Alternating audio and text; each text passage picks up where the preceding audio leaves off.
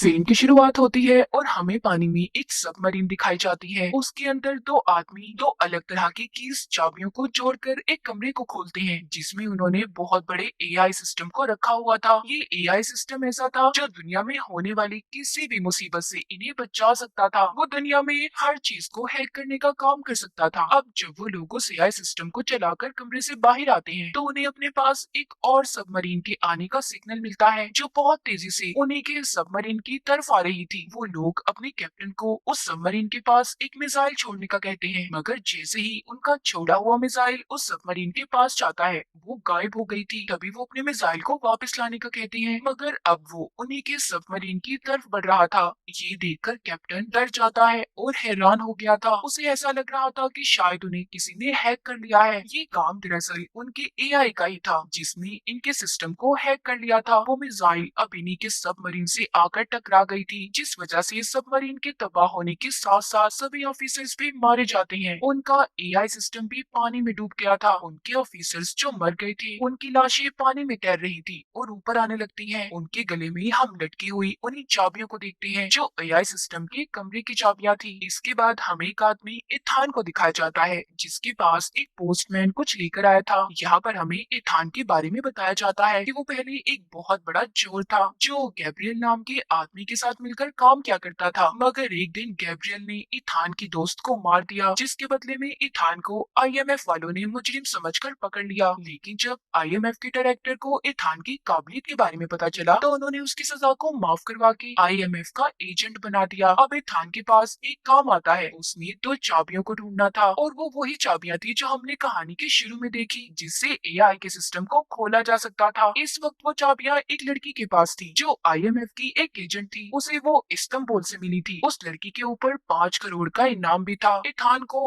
अब वो चाबियां किसी भी कीमत पर ढूंढनी थी। दूसरी तरफ हमें वही लड़की दिखाई जाती है, जिसके पास चाबियां थी। वो रेगिस्तान के इलाके में कुछ आदमियों से लड़ रही थी, जो उसकी जान के दुश्मन थे। वो अपनी स्नाइपर गन से उनका मुकाबला करती है। तभी उसकी मदद करने वहाँ पर इथान भी आ गया था। लेकिन उस लड़की के पास जैसे ही इथान जाता है, वो लड़की मर गई थी। इसके बाद हमें एक मीटिंग दिखाई जाती है, जहाँ पर सभी आईएमएफ के ऑफिसर्स बैठे एक एजेंट से मीटिंग कर रहे थे। वो एजेंट इन्हें यहाँ पर एक एआई सिस्टम के बारे में बताता है, जो अब खुद से काम करने लगा है। इनको बहुत सी तबाहियों के रिकॉर्ड्स भी मिले थे, मगर कहीं पर भी एआई का नाम नहीं था कि उसकी वजह से ये सब कुछ हो रहा है। मगर वो एजेंट बताता है कि वो एआई अब खुद से काम कर रहा है। वहीं पर अब आईएमएफ के डायरेक्टर इनसे बात करते हैं और बता कि रशिया अपनी दो अलग अलग किस्म की चाबियों को ढूंढ रहा है, जिससे वो अपने एआई सिस्टम को कंट्रोल कर सकते हैं, जो उन्होंने कई सालों पहले बनाया था। अगर उन्हें वो चाबियां ना मिली, तो दुनिया में बहुत बड़ा खतरा आ सकता है। लेकिन ये चाबियां किस लिए और इनसे क्या खोला जा सकता था, इस बारे में इन्हें अब तक कुछ भी नहीं पता था। लेकिन दुनिया में जितनी भी एजेंसीज हैं, सब उन चाबियों को ढूंढ रही है। शायद उससे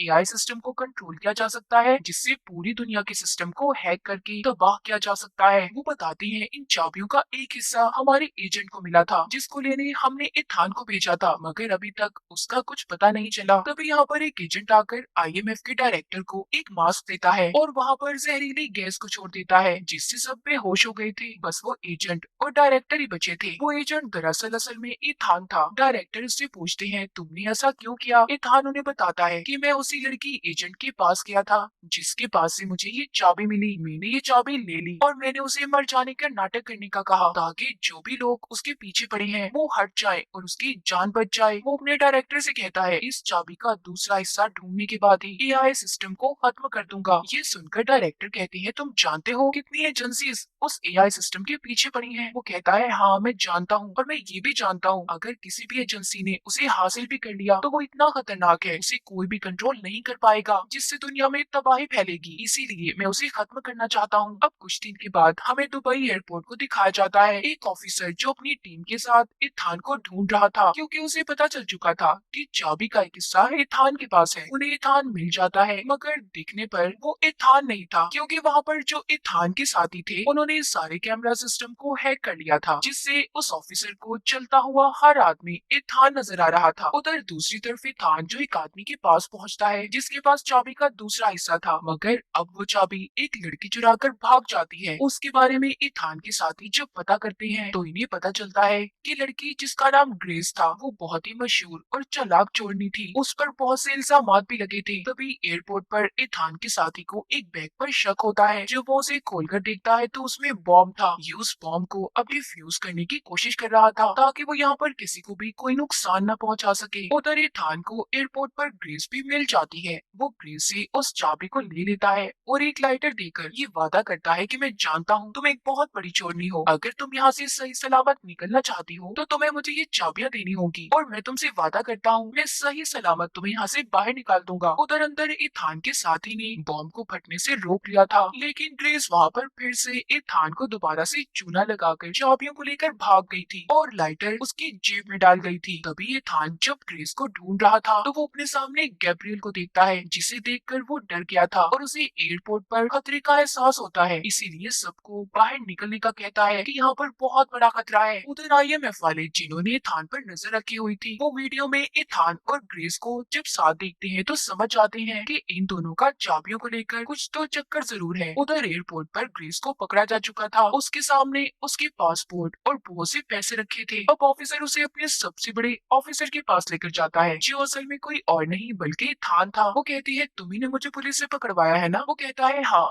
अब तुम मुझे बताओ वो चाबियां तुम क्यों हासिल करना चाहती हो? वो बताती है मैं नहीं जानती उन चाबियों के बारे में असल राज क्या है। मुझे तो सिर्फ ये बताया गया था कि मुझे इन चाबियों को एक आदमी के पास बेचना है जो मुझे बहुत से पैसे देगा, और तुम्हारे बारे में भी बताया गया था। इतना कहकर जब ये दोबारा से इथान के साथ जा रही थी, एक बार फिर ग्रेस इथान को धोखा दे देती है। ऑफिसर्स के दरमियान में फंसाकर वो वहाँ से भाग गई थी और नीचे जाकर गाड़ी को लेकर चलाकर वहाँ से चली जाती है। उसका पीछा एक बाइक पर इथान भी कर रहा था। तभी ग्रेस के सामने कुछ गुंडे आ जाते हैं जो उसे अब तंग कर रहे थे और गाड़ी से बाहर निकलने का कहते हैं। वहाँ पर जल्दी से अब इथान भी आ गया था। उसने ग्रेस को बचा लिया था और उसके हाथ पर अपने हाथ के साथ हथकड़ी को बांध देता है ताकि वो भाग न सके। उधर ही वो ऑफिसर जो इथान को पकड़ने में लगा हुआ था वहाँ पर आ जाते हैं। इसी दौरान एक लड़की कातिल उनके पीछे पड़ जाती है। उसने ऑफिसर्स पर हमला कर दिया था और ग्रेस और इथान के पीछे पड़ चुकी थी। वो भी उनसे चाबियां हासिल करना चाहती थी। इथान और ग्रेस उससे बचकर एक गाड़ी को ऊंचे नीचे रास्तों से लेकर भगाते हैं। वो लड़की भी उनका पीछा कर रही थी। ये लोग जैसे तैसे उस लड़की को चकमा देकर निकल गए थे। ग्रेस को जब इथान आजाद करता है तो वो फायदा उठाकर गाड़ी के स्टीयरिंग के साथ इथान को बांधकर चली जाती है, जिसके बाद इथान किसी तरह आजाद होकर जब बाहर आता है उधर उसकी टीम के सभी लोग थे जो उसे ढूंढ रहे थे वो भी इथान को लेकर अपने ऑफिस में आ जाते हैं। यहाँ पर इन्हें पता चलता है कि एक लेडी जो बहुत अमीर है उसकी पार्टी में ग्रेस उन चाबियों को बेचने वाली है, मगर अब तक यहाँ पर ये कोई भी नहीं जानता था कि उन चाबियों से आखिर होता क्या है। इथान का एक साथी बताता है कि मुझे एयरपोर्ट पर एक बैग में बॉम्ब मिला था जिसको किसी एआई ने डिजाइन किया। मुझे ऐसा लगता है कि वहाँ पर जो आदमी उस बॉम्ब को छोड़कर गया होगा वो एआई का भेजा गया आदमी था। तभी यहाँ पर इथान को याद आता है कि मैंने उस दिन एयरपोर्ट पर गैब्रियल को देखा था जो अचानक से मेरी आंखों के सामने गायब हो गया। इसका मतलब एआई ने मेरे चश्मे को हैक किया, तभी तो गैब्रियल मेरी आंखों के सामने से गायब हो गया और मैं उसे देख भी नहीं पाया। और मुझे वैसा लगता है कि एआई ने गैब्रियल को ही चुना है अपने लिए, वो उसके लिए काम कर रहा है। मैं उसे बहुत अच्छे से जानता हूँ, मैं गैब्रियल के साथ काम कर चुका हूँ, वो बहुत खतरनाक है। यहीं पर इथान के साथ लेडी ऑफिसर भी उसके बारे में जानती थी। वो कहती है गैब्रियल के बारे में मैंने सुना है, उसे मौत का सौदागर कहा जाता है, वो किसी भी चीज से नहीं डरता। इथान को अब डर लगने लगा था। वो कहता है कि अगर एआई हमें कंट्रोल कर रहा है और हम पर नजर रख रहा है, उसे ये भी पता है कि अभी हम इस वक्त यहाँ पर हैं, ये हमारे लिए बहुत बड़ा खतरा है। हमें किसी भी तरह एआई के सिस्टम को दुनिया में फैलने से रोकना होगा। इसके बाद हमें एक पार्टी दिखाई जाती है जहाँ पर ग्रेस उन्हीं चाबियों को बेचने आई थी, जिसका सौदागर खरीदने वाला कोई और नहीं बल्कि गैब्रियल था। वहाँ पर वो कातिल लड़की भी थी जो इथान और ग्रेस के पीछे पड़ी थी। इसका मतलब ये भी एआई के लिए काम कर रही थी। वहीं पर थोड़ी देर बाद इथान भी आ जाता है, जिसे इस पार्टी के बारे में ग्रेस नहीं बताया था।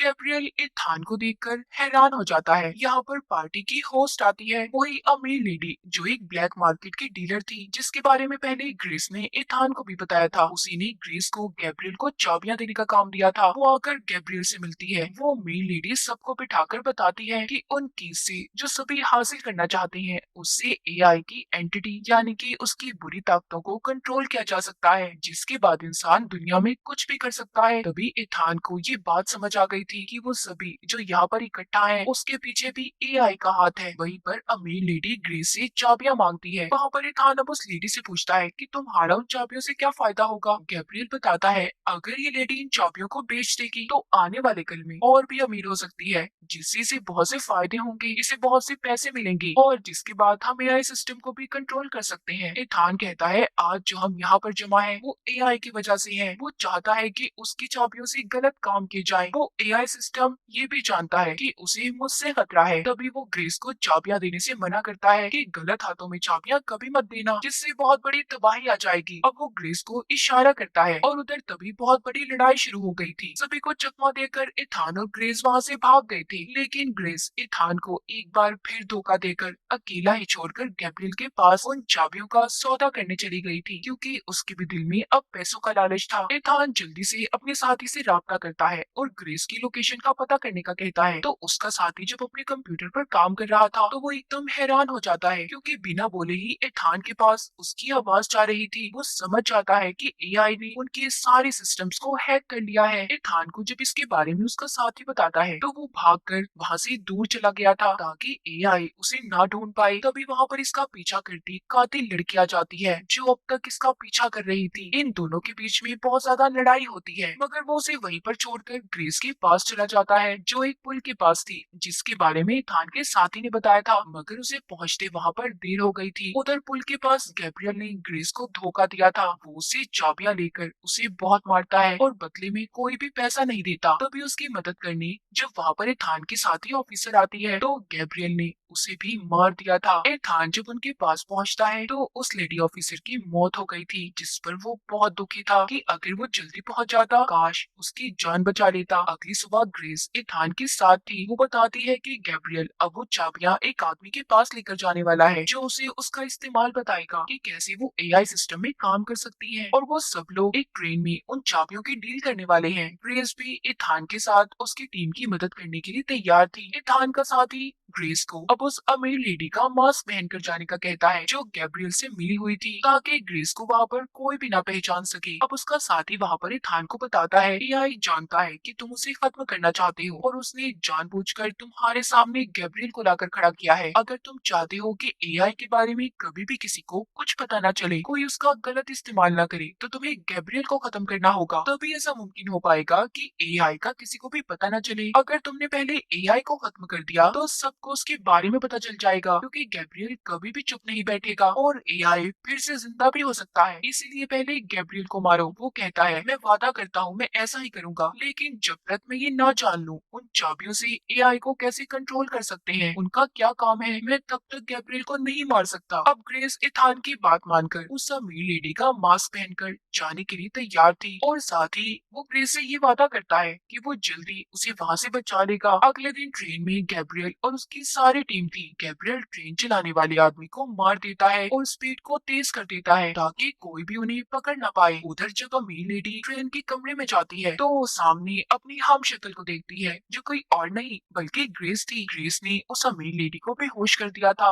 और उससे वो चाबियां ले लेती है, जिसके बाद अब वो उस आदमी के पास जाती है जो उन चाबियों के बारे में जानता था। यहाँ पर उन चाबियों को खरीदने वाला आदमी कोई और नहीं बल्कि आईएमएफ का डायरेक्टर था। ग्रेस उससे पूछती है कि इन चाबियों से क्या हो सकता है। वो कहता है इस बारे में तो मैं भी नहीं जानता कि इन चाबियों से क्या हो सकता है और क्या नहीं, मगर किसी भी हाल में मुझे ये चाबियां चाहिए ताकि हम एआई के बारे में पता कर सके। इधर ही ट्रेन में दूसरी तरफ गैब्रियल एक एजेंट से मिलता है जो सिस्टम एआई के बारे में जानता था। गैब्रियल उससे पूछता है कि तुम उस सिस्टम के बारे में क्या जानते हो। एजेंट बताता है कि कुछ सालों पहले रशिया ने एक सिस्टम बनाया था जिसे एआई का नाम दिया गया और ये सिस्टम उन्होंने अपने एक सबमरीन में शुरू किया, और ये एजेंट उसी बारे में बता रहा था जो हमने कहानी के शुरू में देखा था। उन्होंने अपने एआई सिस्टम को ऐसे डिजाइन किया कि वो बहुत ही शानदार था। वो अपने बारे में खुद ही पता कर लेता था कि क्या सही है और क्या नहीं। इसी बात का फायदा उठाकर उस एआई सिस्टम ने उस सबमरीन को खत्म कर दिया। उसे ऐसे डिजाइन किया गया है कि वो खुद ब खुद अपने अंदर नई नई तब्दीलियां लाता है। गैब्रियल उस एजेंट से पूछता है इस बारे में और कौन जानता है। वो कहता है मैं, तुम और तुम्हारे पीछे जो लड़की खड़ी है, और कोई भी नहीं जानता। तभी गैब्रियल ने उस एजेंट को मार दिया था। गैब्रियल के पीछे जो लड़की खड़ी थी वो वही कातिल लड़की थी जो उसके साथ मिलकर काम किया करती थी। अब गैब्रियल उस लड़की को भी मारना चाहता था, लेकिन वो उससे बचकर भाग जाती है। इसी दौरान वो बहुत ज्यादा जख्मी हो गई थी। उधर दूसरी तरफ ग्रेस, जो अमीर लेडी का रूप लेकर आईएमएफ के डायरेक्टर से उन चाबियों का सौदा कर रही थी, पूछती है कि इसके बदले आप मुझे कितने पैसे देंगी। वो कहता है जितने भी तुम मांगो। ग्रेस जब उसके हाथ में वो चाबियां देती है तो आईएमएफ का डायरेक्टर खुश हो गया था। कहता है कि इससे पूरी दुनिया को तबाह किया जा सकता है। ये सुनकर ग्रेस डर गई थी। वो उन चाबियों को फिर से ले लेती है। वो जान चुकी थी कि इन चाबियों को किसी को भी गलत हाथों में देने से बहुत बड़ी तबाही हो सकती है। बाहर इथान को दिखाया जाता है, जो एक बहुत बड़ी पहाड़ी पर अपनी बाइक पर था। उसका साथी उसे वहाँ से छलांग लगाने का कहता है, जो सीधा ट्रेन में जाकर गिरेगा, और वो उसे